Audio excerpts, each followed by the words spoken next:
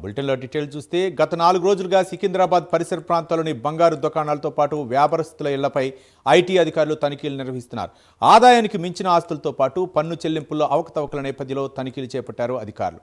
కీలక పత్రాలు, ఆధారాలు స్వాధీనం చేసుకున్నారు.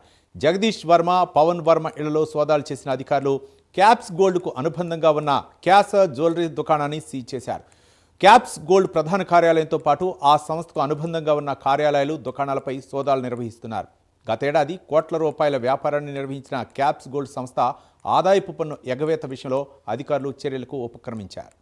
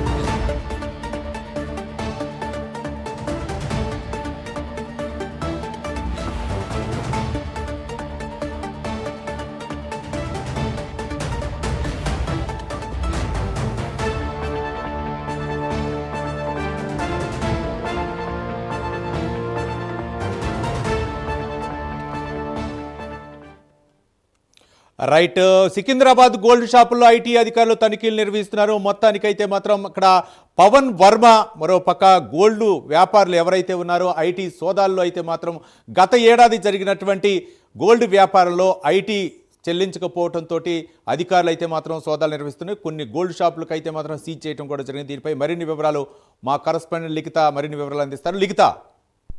Right, thank you Ravi. ఇప్పటికే క్యాప్స్ గోల్డ్ కంపెనీకి సంబంధించి వారి కంపెనీలలో కావచ్చు, అలాగే గోల్డ్ షాప్స్ లలో, అదే విధంగా వారికి సంబంధించిన సన్నిహితుల ఇళ్లలో, కార్యాలయాల్లో కూడా ఇప్పటికే ఐటీ అధికారులు అయితే సోదాలు నిర్వహిస్తున్న పరిస్థితులు కనిపిస్తున్నాయి. ఇందులో భాగంగానే ఆ కంపెనీకి సంబంధించిన డైరెక్టర్లని, ఎండీలను కూడా ప్రశ్నిస్తున్నట్లుగా ఆ యొక్క వారి ఆదాయానికి సంబంధించి కూడా గత ఏడాది నుంచి చూసుకున్నట్లయితే ఇప్పటి వరకు ఏదైతే వాళ్ళకు వచ్చిన అమౌంట్, ఆ ప్రాఫిట్ ఏదైతే ఉందో అది, అదే విధంగా వాళ్ళు ఏదైతే ఇన్కమ్ ట్యాక్స్ కట్టారో దానికి సంబంధించిన వివరాలు అడిగినప్పుడు ఆ యొక్క లెక్కలన్నింటికి కూడా చాలా తేడా కనిపించడం తోటి ఐటీ అధికారులు అయితే వారి యొక్క కార్యాలయాల్లో, అలాగే సన్నిహితుల ఇళ్లలో కూడా ఇప్పటికే సోదాలు నిర్వహిస్తున్నట్లుగానైతే తెలుస్తుంది. పూర్తి స్థాయిలో దాదాపుగా 20,000 కోట్ల రూపాయలు ప్రాఫిట్ వచ్చినప్పటికీ కూడా అది సరిగ్గా చూపించకుండా అందులో తప్పుడు లెక్కలు చూపిస్తున్నారనే ఆరోపణలతో పాటు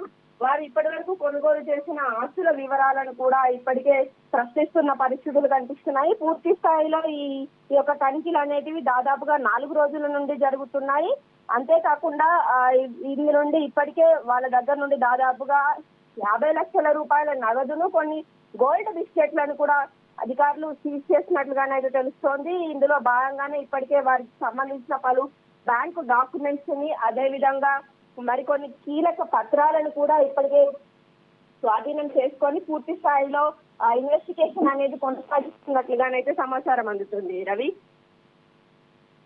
థ్యాంక్ యూ లిఖిత.